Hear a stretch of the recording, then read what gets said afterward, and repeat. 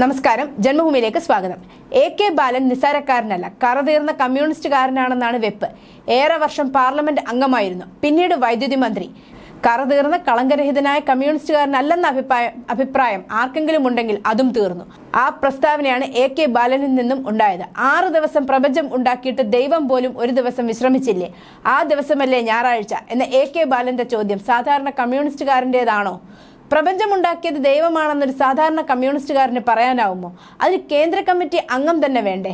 അതായത് പാപിയോടൊപ്പം ചേർന്നാൽ ശിവനും പാപിയാകുമെന്ന താത്വിക വിശകലനം നടത്തിയ മുഖ്യമന്ത്രിയുടെ വിനോദ വിദേശ യാത്രയെക്കുറിച്ചുള്ള പരാമർശത്തിൽ പ്രതികരിക്കവേ പ്രത്യേകിച്ചും എല്ലാം ശിവശിവ.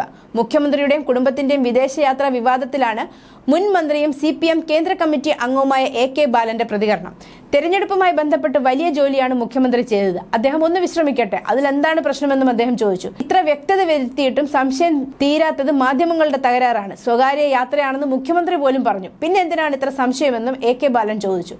വിളിച്ചാൽ വിളി കേൾക്കുന്ന ദൂരത്താണ് അദ്ദേഹം പോയത്. ഇന്ത്യയുടെ തെക്കേ അറ്റത്തെ ഇന്ദിരാ പോയിന്റിൽ നിന്ന് ഒരു വിളി വിളിച്ചാൽ കേൾക്കുന്ന സ്ഥലമാണ് ഇന്തോനേഷ്യ എന്നും എ.കെ. ബാലൻ പ്രതികരിച്ചു.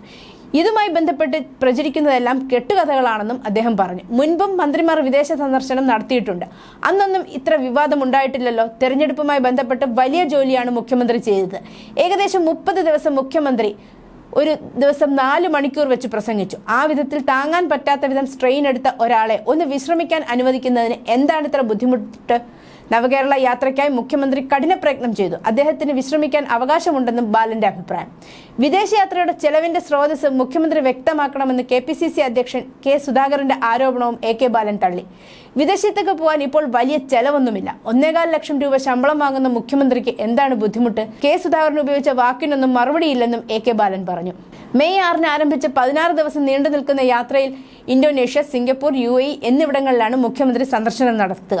യാത്ര കഴിഞ്ഞ് 21-ന് കേരളത്തിൽ മടങ്ങിയെത്തുകയും ചെയ്യും. സാധാരണ ഔദ്യോഗിക യാത്രയ്ക്കായി മുഖ്യമന്ത്രി വിദേശത്തേക്ക് പോകുമ്പോൾ സർക്കാർ തന്നെ അറിയിപ്പ് പുറപ്പെടുവിക്കാറുണ്ട്. പക്ഷേ അനൌദ്യോഗിക സ്വകാര്യ യാത്രയായതിനാൽ അത്തരം അറിയിപ്പുകൾ ഒന്നും ഉണ്ടായിരുന്നില്ല. മുഖ്യമന്ത്രി സ്വന്തം പണം ഉപയോഗിച്ചല്ല യാത്രയെന്ന ന്യായത്തോട് പാർട്ടി സെക്രട്ടറി M.V. ഗോവിന്ദൻ ഒട്ടും യോജിപ്പില്ല. സ്വന്തം പണം തന്നെയാണ് അദ്ദേഹം ഉപയോഗിക്കുന്നത്. പക്ഷെ 1.25 ലക്ഷം ശമ്പളം എന്ന ബാലന്റെ വാദത്തോട് ശിവൻകുട്ടിക്ക് യോജിപ്പില്ല. 92,000 രൂപയാണ് ശിവൻ പറഞ്ഞ ശമ്പളം. പക്ഷെ പണത്തിന്റെ കണക്കൊന്നും ഗോവിന്ദൻ പറയുന്നില്ല. ഇവിടെ ഇതിനു മുമ്പ് മുഖ്യമന്ത്രിമാരുണ്ടായിട്ടുണ്ട്. സ്വകാര്യ സന്ദർശനത്തിന് പോയ എല്ലാ മുഖ്യമന്ത്രിമാരെയും നമുക്കറിയാം. പ്രധാനമന്ത്രിയാണെങ്കിൽ എല്ലാ കാലത്തും നിരന്തരം പോയിക്കൊണ്ടിരിക്കുകയാണ്. ചില കോൺഗ്രസ് നേതാക്കളാണെങ്കിൽ എവിടെയാണ് പോയിക്കൊണ്ടിരിക്കുന്നതെന്ന് ആരും അറിയാതെ ഇടയ്ക്കിടയ്ക്ക് മുങ്ങിക്കൊണ്ടിരിക്കുന്ന കാര്യവും നമുക്കറിയാം.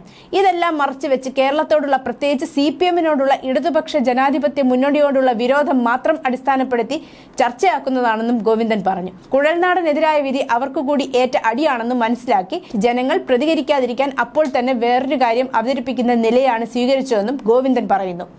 മുഖ്യമന്ത്രിക്ക് ലോകത്തിന്റെ എവിടെ നിന്നും ചുമതല നിർവഹിക്കാനാകും. പിന്നെ ചുമതല പ്രത്യേകമായി ഏൽപ്പിക്കേണ്ട ഒരു പ്രശ്നവും നമ്മുടെ മുമ്പിലില്ല. പാർട്ടിയുടെയും അതുപോലെ ഗവൺമെന്റ് എന്ന രീതിയിൽ അതിന്റെയും അനുമതി കൂടി വാങ്ങി യാത്ര ചെയ്യുന്ന മുഖ്യമന്ത്രിയെ കടന്നാക്രമിക്കാൻ മാധ്യമ ശൃംഖല ഇതിനു മുമ്പെല്ലാം ചെയ്യുന്നത് പോലെയുള്ള ജോലി നിർവഹിച്ചു എന്ന് മാത്രമേ ഉള്ളൂ. തെരഞ്ഞെടുപ്പ് പ്രചാരണത്തിന് മുഖ്യമന്ത്രി മറ്റ് സംസ്ഥാനങ്ങളിൽ പോയില്ലെന്ന ആരോപണത്തിലും ഗോവിന്ദൻ മറുപടി നൽകി. തെരഞ്ഞെടുപ്പ് ആദ്യമായി വന്നതല്ല, ഇതിനു മുമ്പും തെരഞ്ഞെടുപ്പ് വന്നിട്ടുണ്ട്. ആരൊക്കെ എവിടെയൊക്കെ പോകണമെന്ന് ആദ്യം തന്നെ തീരുമാനിച്ചതാണ്. എന്തിനാണ് ഈ യാത്ര വിവാദമാക്കുന്നത്? അദ്ദേഹത്തിന്റെ യാത്രയിൽ ഒരു ചട്ടലംഘനവുമില്ല. കൃത്യമായ നടപടിക്രമങ്ങൾ പാലിച്ചു മാത്രമേ അദ്ദേഹം പോകാറുള്ളൂ. ചെയ്യാൻ പാടില്ലാത്ത ഒരു കാര്യവും മുഖ്യമന്ത്രി ചെയ്യില്ല. കഴിഞ്ഞ ദിവസങ്ങളിൽ യാത്രയെക്കുറിച്ച് മുഖ്യമന്ത്രിയോട് സംസാരിച്ചിരുന്നു.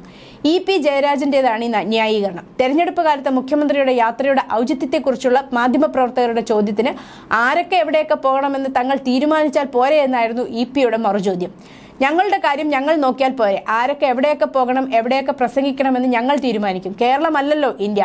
ദേശീയ നേതാക്കൾ പോകേണ്ട സ്ഥലത്തൊക്കെ പോകുന്നുണ്ട്, E.P. പറഞ്ഞു. യാത്രയുടെ ചെലവ് ആരാണ് വഹിക്കുന്നതെന്ന് ചോദിച്ചപ്പോൾ നിങ്ങൾ ചെലവ് കൊടുക്കുമോ എന്നായിരുന്നു അദ്ദേഹത്തിന്റെ മറുപടി. യാത്രയുടെ സ്പോൺസർ ആരാണെന്ന് എന്തിനാണ് അന്വേഷിക്കുന്നത്? എല്ലാ കാര്യങ്ങളും മാധ്യമങ്ങളോട് പറയേണ്ടതുണ്ടോ എന്നും E.P. ഏതായാലും പൊന്നും കൊടുത്ത മുത്തപ്പ കാത്തോളനെ എന്ന പ്രാർത്ഥന മാത്രം കേട്ടില്ല. News desk, Janmabhumi.